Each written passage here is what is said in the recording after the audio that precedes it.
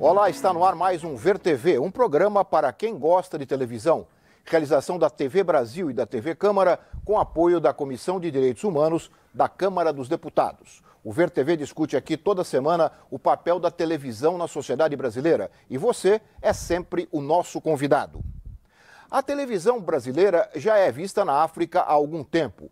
Globo, Record e mais recentemente a TV Brasil estão lá através dos seus canais internacionais. Novelas e telejornais têm boa audiência. Mas no sentido inverso, a África não tem muito espaço na TV brasileira. No Ver TV de hoje, nós vamos conversar sobre o Brasil na África e a África no Brasil através da TV. Aqui com os nossos convidados, a professora Leila Maria Hernandes, professora da História da África da Universidade de São Paulo. Maurício Waldman, antropólogo do Centro de Estudos Africanos da USP. E Aline Midley, repórter da TV Bandeirantes e da série Nova África. Muito obrigado, Leila, Maurício, Aline, por terem aqui aceito o convite para conversarmos sobre a África na televisão. Antes da gente começar a conversa, nós vamos assistir uma breve reportagem sobre o tema de hoje. Vamos ver. Estas imagens são facilmente associadas ao continente africano. Exibir a miséria, a pobreza, a fome é resumir 54 países a um estereótipo, retrato da dominação colonial que perdurou por séculos. As grandes empresas jornalísticas dificilmente mantêm um correspondente na África. Em ocasiões especiais, a cobertura se intensifica, como no caso das revoltas que depuseram os governos do Egito e da Líbia. Na época da última Copa do Mundo, muitos brasileiros descobriram a África do Sul. Viram pela TV um país moderno, capaz de erguer grandes estádios para o espetáculo futebolístico. Fora isso, quando a África tem espaço na nossa televisão? Muito pouco. Exceção é a série de documentários Nova África, que a cada edição apresenta um país diferente. Em outros canais não há muito espaço para ir além. O que se encontra são vídeos sobre a vida selvagem, que reforçam a ideia de que a África é uma grande savana, habitat de várias espécies de animais. No entanto, a TV não nos informa, por exemplo, sobre Angola e os seus elevados índices de crescimento econômico. Nos países africanos de língua portuguesa, as novelas e até o Campeonato Brasileiro de Futebol fazem muito sucesso. Porém, o caminho inverso ainda não foi feito. A cultura e a diversidade do continente são vistas, quando muito, como curiosidades exóticas por aqui. Aline, nós mencionamos aqui no VT do Abertura o programa Nova África. Você foi a repórter do programa, você viajou por vários países. Mais de 10 países. Mais de 10 países da África. E nós falamos aqui no VT também da dificuldade da presença da África na nossa televisão. Eu acho que o Nova África foi uma exceção à regra. Eu queria saber de você qual acompanhou, aliás, um trabalho brilhante de toda a equipe, mas queria saber o resultado disso. Você tem alguma possibilidade de fazer uma avaliação mesmo do que representou esse programa para a televisão brasileira? Eu afirmo assim, sem nenhuma dúvida, que o Nova África foi o primeiro programa até hoje que conseguiu trazer um olhar sobre a África, sobre a perspectiva dos africanos. Então, a gente deixou que os africanos falassem, a gente tirou os estereótipos que já existem há tanto tempo, que a gente aprende na escola e vai reproduzindo ao longo de uma vida inteira. Então eu percebi que aqui no Brasil havia uma lacuna. Pessoas interessadas em África, que tinham que procurar um livro, como o da Leila, ou procurar uma bibliografia em língua estrangeira para poder conhecer a África. Então, eu acho que o programa da série da TV Brasil, na verdade, mostrou que a África existe, que ela é diversa e que existem lá africanos, pessoas que querem falar, querem ser ouvidas. E se isso acontecer, tudo isso que a gente construiu ao longo desse tempo todo, em relação à visão que a gente tem da África, vai se quebrando, né? Então eu senti que as pessoas me ligavam, escreviam, nossa, mas eu não sabia que tinha celular lá, as pessoas conversam no celular, as pessoas, nossa, se mandam mensagens, nossa, mas tem shopping. Quer dizer, então, perguntas assim que eu nem conseguia recriminar muito, né? Porque eu sabia que a origem delas era de um desconhecimento que a gente vai criando ao longo de muito tempo, de educação que é falha no Brasil, né? Então eu percebi que havia aqui um público carente, interessado em África, e eu acho que a TV é o maior meio de comunicação para isso. Quer dizer, não foi exagero a gente dizer no VT que muita gente acha que a África é uma savana. É um país, né? Ou muita é um gente país, acha o que é a pior. África é um país. Poxa, ali naquele país, né? Onde Tanta gente pobre.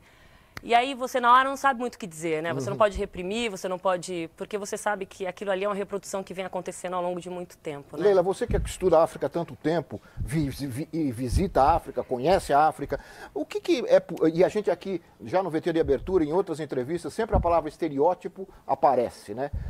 Dá para explicar um pouco isso? Quer dizer, por que esse estereótipo é tão arraigado no Brasil, ou esses estereótipos são tão arraigados? Eles são arraigados no Brasil porque eles chegam aqui com os escravos, né, que vêm pelo tráfico atlântico, ou seja, que é uma retirada aí dos negros que são feitos escravos na África, e eles chegam e vão fazer parte então do imaginário e de uma ideologia que são muito próprias do Ocidente e, portanto, arrastam aí justificativas relativas ao colonialismo e à dominação, tais como classificação entre raças, ou seja, hierarquia entre elas, então brancos e negros estão nas duas pontas, portanto, fundamentais. O continente africano seria inferior. É inferior.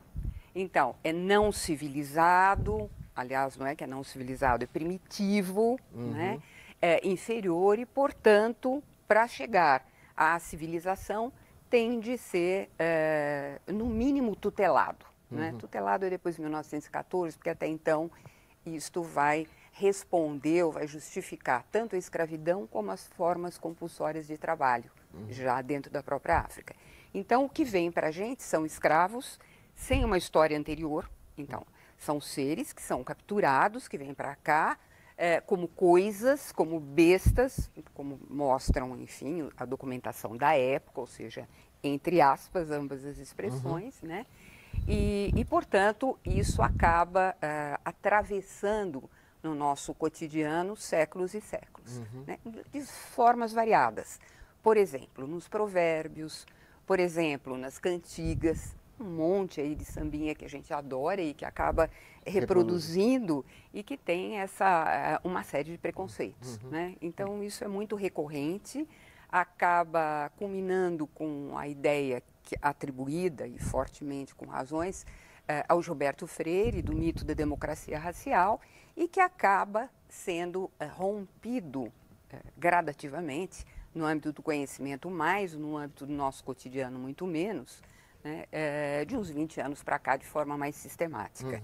A lei, eu acho que nesse sentido é um marco, né, e que nos coloca frente a um problema. Nós temos uma lei para trabalhar com a África. Qual África? Né? Qual história? E de quem é essa história? A lei que você se refere é a lei do a lei ensino... 10.000, da obrigatoriedade do ensino de história da África. Agora, você fez uma boa pergunta, qual história, né? Qual história? Qual África? Qual África? Então. O Maurício, eu queria conversar, eu li um artigo seu, a Leila falou um pouco dos escravos, né? E você toca no artigo que eu li sobre a cultura, sobre a religiosidade, tudo aquilo que foi deixado de lado quando eles foram transformados em simples instrumentos de trabalho, como a Leila falou, né, aqui. Como é que... E as pessoas no Brasil têm muita dificuldade, às vezes até os próprios descendentes dos africanos têm dificuldade de entender essa riqueza cultural da África. É uma coisa que impressiona muito, até porque a África não só é o berço da humanidade, o fóssil o mais antigo humanoide descoberto foi descoberto na Etiópia. Não é? Aliás, a Etiópia é um reino... É um reino interessantíssimo. Milenar. Mais do que milenar, é um reino ancestral. Pouca gente sabe, a Etiópia foi o segundo estado cristão do mundo. É importante lembrar isso porque, como a Leila fala da documentação, inclusive a própria bula papal que legislava a respeito da oficialização do tráfico, permitia, né, dava o direito de Portugal, Espanha, os europeus em geral, de escravizarem os infiéis ao sul do Cabo Bojador, que marca justamente o início da África Negra, né? Quer dizer, os infiéis. Sem contar que as religiões tradicionais africanas não podem ser tratadas como são, elas são religiões muito antigas também, quer dizer, os códigos religiosos iorubás, eles datam de milhares de anos. Então não são formas de religião primitivas, como se costuma falar por aí. Quer dizer, essas não são. Agora, tem também populações cristãs na África que são mais antigas do que as da Europa. O primeiro estado cristão no mundo é a Armênia, o segundo é a Etiópia, só depois, no Edito de Constantino, que o cristianismo se torna uma religião permitida no Império Romano, mas não era oficial, né? Ele apenas permite a religião fazer prosélitos, ser cultuada, etc. Então, a Etiópia é um estado interessante não só pelo fato de ser o berço dos fósseis mais antigos que foram encontrados, a Lucy, que é o fóssil humanoide, é considerado o mais antigo, mais de 3 milhões de anos, foi descoberto na Etiópia, na região Afar, que é o norte desse país. Então, a Etiópia também é um país que se destacou por ser o baluarte da liberdade na África. Em 1998, quando a Itália penetra na Etiópia, isso em cima de um acerto feito entre as potências, que reservava a ela o direito de ter a Etiópia como esfera de influência, ninguém perguntou para os etíopes. Vocês queriam estar na esfera de influência? Ninguém perguntou para nenhum africano. Para nenhum deles. Nem país colonial. Não, a Conferência de Berlim, que juntou 15 países em Berlim, sob os auspícios do chanceler Bismarck, do Império Alemão, esses 15 países, 13 eram europeus, um era os Estados Unidos, que tinha uma relação... Depois você mostra o livro. Tá bom. Que tinha uma... Está caindo, está querendo aparecer. Os Estados Unidos tinham uma relação especial com a Libéria, foram convidados, e o Império Otomano, que na época tinha posse de um trecho da África do Norte, mas nenhum país africano foi convidado. E partilharam a esmo. Né? E como você mesmo disse, esse continente, que é um continente que tem história, que tem geografia, que tem muita coisa para contar, ele é trabalhado, infelizmente, com estereótipos. E a palavra estereótipo já diz o que é. Do grego, estereótipo significa o quê? Algo que não é real, é imaterial, e ele se torna concreto por força da repetição. Né? Então, as ideias que a gente tem da África não são ideias concretas, são ideias que vêm de um imaginário, como a Leila citou, correto? E como a Aline também estava colocando essa questão da percepção, que vem do imaginário do preconceito, do racismo. E como é que a gente consegue quebrar esses estereótipos? Quer dizer, qual é a forma de romper? Aliás, eu pergunto para você, no teu trabalho com estudantes, com jovens, esse estereótipo está presente até na academia, quando eles chegam? Agora, muito menos. Né? Quer dizer, na verdade, a história da África começa na Universidade de São Paulo, em 1998. Vejam como é tardio. Né, a primeira turma de História da África. Eu tive um curso de Sociologia da África Negra algumas décadas antes. Sim. Mas chamava Sociologia da África Negra. Inspirado, História da África. Portanto, inspirado num livro que é célebre, do Balandier, e que é publicado nos anos 1950 e que acompanha, então, toda a ruptura, ou seja, marca a ruptura e acompanha depois os revolucionários e marca a ruptura com a antropologia colonial. Né? Então, passa-se a pensar o tema do colonialismo de uma forma mais crítica. E isso inspirou outras sociologias a também tratarem do tema da África. Agora, curiosamente, África Negra. África Negra. Então, vamos chamar a atenção disso. Quer dizer, esta já é uma complicação que hoje a gente tenta superar, que é não dividir a África entre a África branca e a África negra, tendo o Saara aí como um meio que interceptaria os intercâmbios, etc. Mas, voltando à sua questão mais direta, em 98 e ao longo do tempo tem diminuído este estereótipo. As primeiras provas que eu recolhi não era nada incomum. Eu não vou dizer que era comum, mas não era nada raro a gente ler o país africano. Isso na universidade? África, sim, era um país. O povo africano, isso até se explica também por uma questão pan-africanista, etc. Mas era o singular. E quando se apontava para a heterogeneidade, era uma heterogeneidade que dava conta de uma África branca e de uma África negra, mas não de Áfricas onde a heterogeneidade estava em todo o continente, e um continente fortemente marcado pelas heterogeneidades, pelas diversidades culturais, entendendo cultural no seu modo mais amplo, né? Um modo de plantar, de colher, de dormir, de acordar, de fazer amor, de casar, de cultuar os seus ancestrais, né? Enfim, eu estou dizendo isso porque às vezes também ocorre muito da gente pensar cultura e fazer um reducionismo. Então, o que é cultura? É a música, é o batuque. Se exclui já a partida, a cora, que é um instrumento lindíssimo de cordas e não, portanto, os batuques, não que eles não sejam importantes. Se explora, então, nesse cultural... Na verdade, a gente só vê muito batuque, né? Pois é, mas não se explora uma parte que é lindíssima. Que é o instrumento de corda. Que é o instrumento de corda, quer dizer, a cora acompanha o quê? Acompanha os griots, que são bibliotecas ambulantes, né, que são depositários da cultura das gentes, das genealogias, dos mitos, das lendas, dos mitos de fundação dos impérios, né? Então veja quanto se perde. Muita coisa. Né? E a gente não sabe que existe Cora. Né? Hoje a Você internet descobriu muita ajuda, a coisa. televisão. Pessoalmente, Aline, você essas coisas, ela falou da Cora. Você descobriu coisas que você não imaginava que pudessem existir?